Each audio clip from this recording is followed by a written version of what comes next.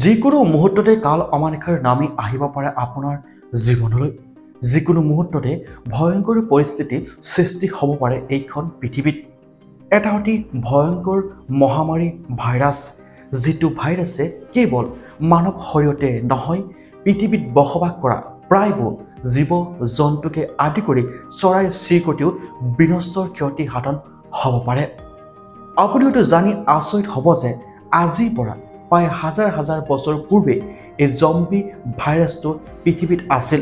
কিন্তু এই জম্বি ভাইৰাছটো যিমানে বছৰ পাৰ হৈ গ'ল সিমানে তলত আবদ্ধ হৈ গ'ল।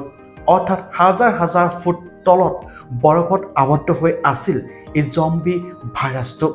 ইতিমধ্যে ৰাছিয়াৰ বৈজ্ঞানিকসকলে বিভিন্ন ধৰণৰ পৰীক্ষা নিৰীক্ষা কৰি উদ্ধাৰ কৰিবলৈ সক্ষম হৈছে এই জম্বি ভাইৰাছটো।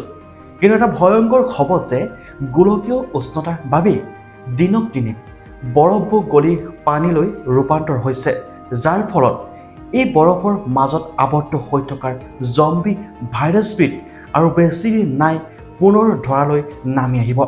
আৰু ইয়াৰ পাছতে কেৱল মানৱ জাতিয়ে নহয়, পৃথিৱীত বসবাস কৰা প্ৰায় সকলোবোৰ জীৱ জন্তুৱে ধ্বংস কৰি দিব বুলি আশংকা প্ৰকাশ কৰিছে ৰাছিয়াৰ বৈজ্ঞানিকসকলে। গোলকীয় উষ্ণতাৰ ফলত পৃথিৱীখনৰ উত্তাপ দিনক দিনে বৃদ্ধি পাবলৈ আৰম্ভ কৰিছে, যাৰ ফলত বহু উচ্চতা বৰফসমূহ, পাহাৰৰ বৰফসমূহ গলিবলৈ আৰম্ভ কৰিছে।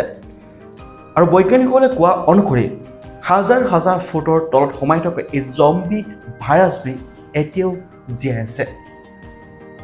যদিহে এনেদৰে গোলকীয় উষ্ণতা হৈ থাকে, তেনেহ'লে আৰু বেছি বছৰ হয়তো নালাগিব যে পৃথিৱীত উদ্ধাৰ হৈ যাব, পুনৰ জীৱিত হৈ যাব। বায়ু স্পৰ্শৰ পোৱাৰ লগে লগে পুনৰ জীৱিত হৈ উঠিব এই জম্বি ভাইৰাছবিধে। এটা অতি মাৰাত্মক আৰু এটা অতি ভয়ংকৰ ভাইৰাছ বুলি ইতিমধ্যে বৈজ্ঞানিক মহলৰ পৰা আশংকা প্ৰকাশ কৰিছে। তেওঁলোকে জনোৱা অনুসৰি কৰোণাতকৈও অতি শক্তিশালী, অৰ্থাৎ দুগুণ শক্তিশালী, আৰু এই ভাইৰাছবিধ হোৱাৰ লগে লগে আপোনাৰ মৃত্যু নিশ্চিত। গতিকে এই গোলকীয় উষ্ণতা আমি এতিয়া কেনেদৰে কমাব পাৰিম? আমি যিমান পাৰোঁ সিমান গছ গছনি ৰোপণ কৰিব লাগিব, গছ গছনি আমি জীয়াই ৰাখিব লাগিব, যাৰ ফলত হয়তো পৃথিৱীৰ যি উষ্ণতা নিয়ন্ত্ৰণ হৈ পৰিব আৰু বৰফসমূহ গলিবলৈ বন্ধ হ'ব। ইয়াৰ বাহিৰে কিন্তু আন কোনো উপায় নাই। আৰু যদি কেনেবাকৈ এনেদৰে গোলকীয় উষ্ণতা হৈ থাকে, তেনেহ'লে বৈজ্ঞানিকসকলে মত পোষণ কৰা অনুসৰি আৰু বেছি দিন হয়তো নালাগিব যে জম্বি ভাইৰাছ যি বৰফৰ মাজত আবদ্ধ হৈ আছিল, সেই বৰফডোখৰ গলি যাব আৰু অৱশেষত বায়ু স্পৰ্শৰ পাই এই জম্বি ভাইৰাছবিধ পুনৰ পৃথিৱীত বিলীন হৈ যাব। বৈজ্ঞানিকসকলে জনোৱা অনুসৰি বিশ্ববাসীক সাৱধান হ'ব কৈছে আৰু বিশ্ববাসীক সাজু হ'বলৈ কৈছে এই ভয়ংকৰ মাৰাত্মক জম্বি ভাইৰাছৰ সৈতে মোকাবিলা কৰিবলৈ। ভিডিঅ'টো যিমান পাৰে সিমান শ্বেয়াৰ কৰক আৰু আপুনিও পৃথিৱী গোলকীয় উষ্ণতা ৰক্ষা কৰিবলৈ এখোজ আগবাঢ়ক। জয় অসম।